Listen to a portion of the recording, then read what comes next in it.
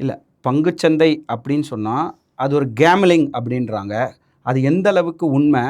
பணக்காரங்க மட்டும் தான் பங்குச்சந்தையில எல்லாமே ட்ரேட் பண்ண முடியும். அவங்க நிர்ணயிக்க தான் ட்ரேடிங் அப்படின்றாங்க. இது எந்த அளவுக்கு உண்மை? ஸோ நம்ம ஒரு விஷயத்த பத்தி தெரிஞ்சு பண்ணோம்னா, அது பேர் பிசினஸ்.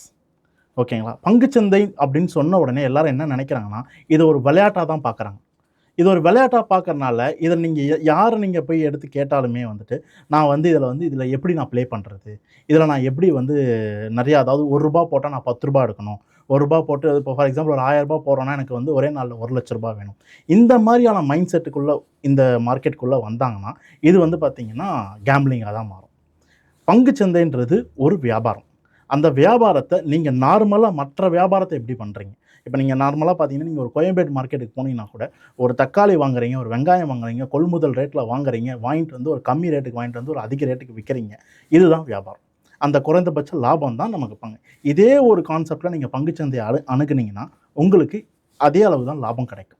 பட் எப்போ இந்த இடத்துல வந்து நான் வந்து ரூ. 1 போட்டு எனக்கு ரூ. 10 வேணுன்ற எண்ணத்தோட பங்குச்சந்தைய அணுகுறாங்களோ, அப்ப எல்லாமே பங்குச்சந்தை கேம்பிளிங்கா மாறப்படுது.